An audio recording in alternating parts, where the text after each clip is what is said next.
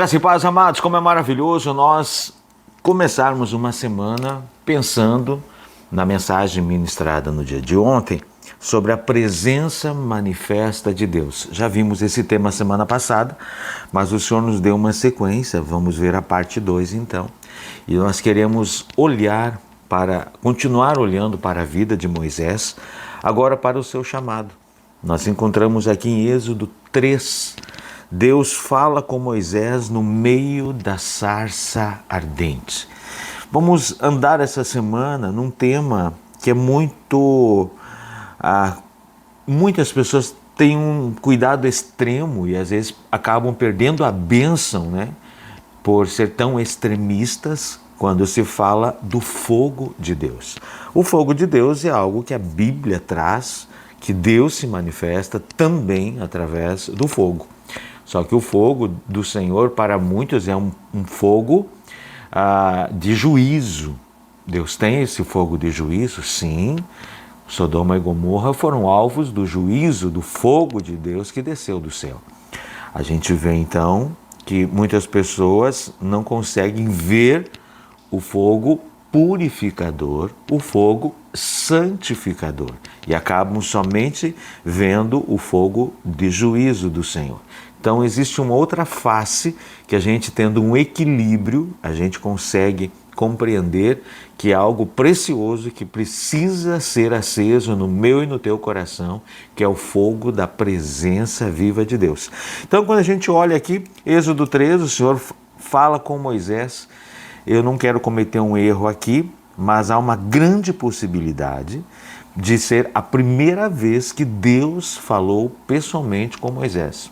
Então, a gente vê que Moisés está aproximadamente com 80 anos e ele ouviu falar muito desse Deus, desse Senhor.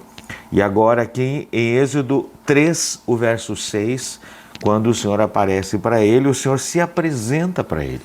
Então, Moisés não conhecia a Deus, não conhecia a voz do Senhor, mas ele tinha no seu coração algo que levava ele a crer no Senhor.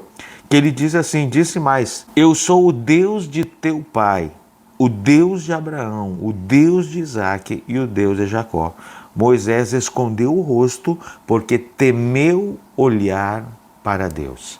O Senhor estava se apresentando para Moisés.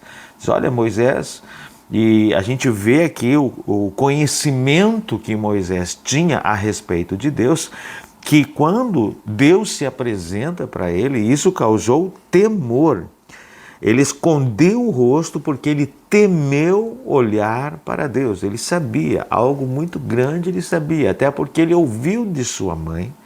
Ele, quando fugiu do Egito, nos 40 anos, ele foi para a terra de Midian e lá ele ficou na casa de Jetro, onde ele se tornou seu sogro, né? Jetro se tornou o sogro de Moisés, e ele ali, Jetro era sacerdote do Deus vivo.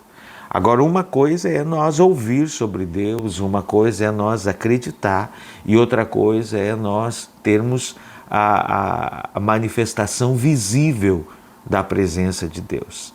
Então, todos aqueles que já têm um conhecimento, já é algo tremendo. Então, a todos aqueles que já têm uma fé firmada no Senhor, isso é algo sobrenatural. Mas Deus se manifesta de muitas formas e de muitas maneiras. Talvez não de uma forma tão esplêndida como foi na questão aqui de Moisés, mas Deus se manifesta da mesma forma, da mesma maneira, né?